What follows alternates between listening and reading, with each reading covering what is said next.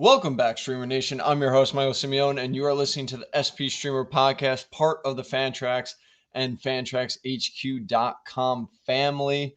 On this week's Star Spotlight, we will be discussing none other than Carlos Rodon. I wanted to say the Chicago White Sox pitcher, Carlos Rodon, but he's actually technically not a White Sox member anymore.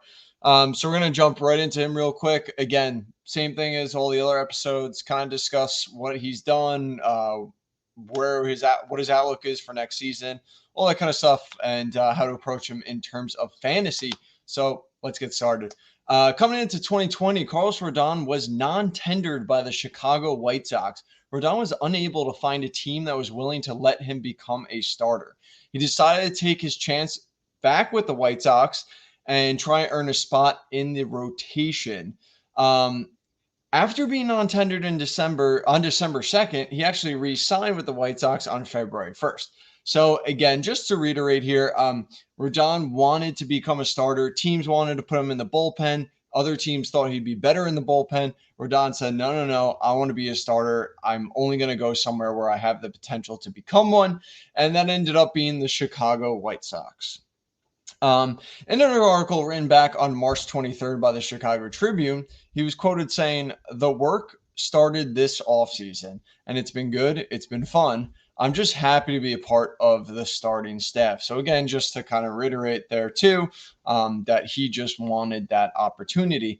I kind of wish I read this next part in the off season, as I'm sure everybody here does too. I'm sure some did read it and they were all over Rodon, so good for them. But here's a quick quote from spring training. He then quickly impressed in spring training, and Tony La Russa chimed in, "The stuff's good.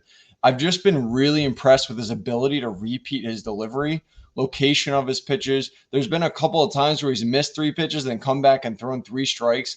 It's command and the quality of the pitches. Looking forward to sending him out there." So just a little precursor to what potentially was coming, and how Tony La Russa was extremely impressed with him. And again, giving him that spot into the rotation to allow him to see what he's got.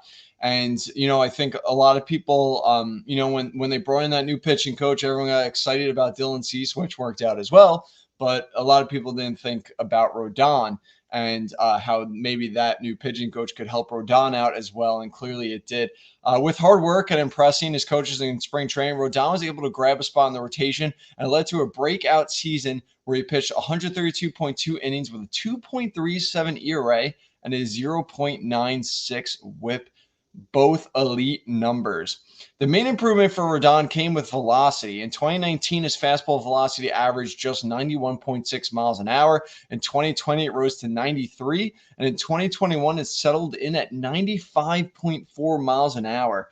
That means that he had roughly a 4 mile an hour gap in his fastball from 2019 to 2021. That is crazy. Such a big difference. This led to the fastball being one of the best in the league. It had an above average whiff rate, above average movement, and produced a 25.0 p-val. For those who don't know what p-val is, it basically just is a number to show how well you utilize a pitch, right? So 25 is a very high number. Anything in double digits is good. So it's being at 25 just means he utilized it perfectly. Just overall, really good pitch for him. With an improved fastball, the slider followed suit. His slider became a dominant pitch that could induce both chases outside the zone and whiffs inside the zone. Besides these 2 pitches, this is kind of where things turn for the worse. Rodon's third pitch is his changeup, and while it has a solid separation in velocity compared to his fastball, it does get hit hard. Last season, it had 178 WRC plus against, not very good. A .241 ISO against, again, not good, and a -6 p-val. Again, p-val like we just spoke about. So he didn't utilize it well, and the command was poor on the pitch, which leaves us with just a 2-pitch pitcher. 2 fantastic pitchers, but still just 2. Then we have the injury history, right? So luckily, I'm good friends with Derek Rhodes, and he actually sent me a little history check on Carlos Rodon when I happened to bring it up to him because I was asking about his shoulder. And he basically sent me his injuries throughout the years and just said, This says it all. A 2016 lower arm sprain, 2017 upper arm inflammation, 2017 shoulder inflammation, cannot speak today, 2018 shoulder injury, 2020 shoulder soreness, 2021 shoulder fatigue. Clearly there is massive injury risk here, right? And clearly it's the shoulder, and clearly something is wrong there and keeps coming up. And now that he has increased the velocity, I don't really see that changing, because there have been studies done that usually when you're increasing velocity and the faster you throw, the more likely that you can run into injuries. Not for everyone, but typically, yes. I mean, Jacob deGrom is another good example, consistently pushing his velocity. And as he does, he seems to become a little more and more injury prone. So we don't know where his ADP will be, but let me put it this way. I don't doubt the skill set, even though he lacks a third pitch, because we have seen pitchers with 2 elite pitches succeed. Kevin Gausman has done it for 2 seasons now.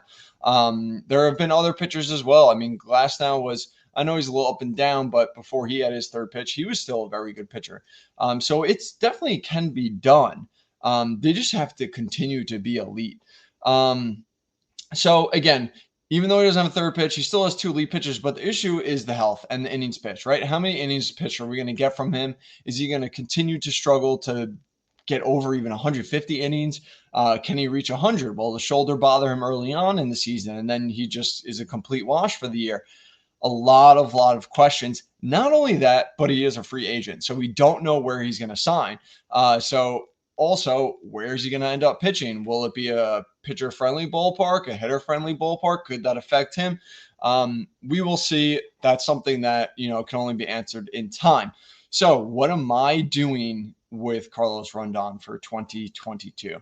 I am not drafting him. I have seen 2 early drafts, which don't mean too much because ADP is going to be completely different, especially come, next year, like in, let's say, March, right?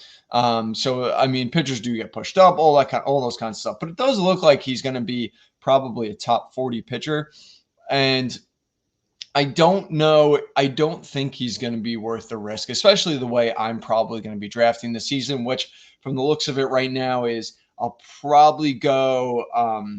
I probably want 2 pitchers in the first 5 rounds, I would say, and then I'd probably I feel like his range, it's just not going to fall where I want to take my other pitchers there. And then especially too, it's just, I've been very injury conservative. It really helped me out last season. It really stepped up my fantasy game. And I feel like pitchers like this, it's just like, just leave them out there. If you miss, you miss. That's fine. Because it's going to be better off with other players, like pitchers like Clayton Kershaw with the PRP injections, or these pitchers coming back from Tommy John, who we didn't see last season at all, like a Justin Verlander. Like, just leave them there. Let other people take those chances. Minimize your risk. Maximize your inning pitched, and that's going to help you out a ton. So again, Carlos Rodon, not for me. I'm not going to be touching him. If you want to just take the risk, I kind of get it. Again, don't doubt the stuff, but I am very questionable about the health risk, as well as where he ends up pitching. All right, so that does it for this week's Streamer Spotlight. We'll be doing one next week. It looks like I'm potentially going to have a guest on for that one, which will be pretty exciting. But I still need to confirm it, so I don't want to say who it is without it being confirmed. So check back with us next week. We are going to continue to try and typically release these every Monday or Tuesday, basically earlier in the week. And yeah. All right, guys. So thanks for listening, and we will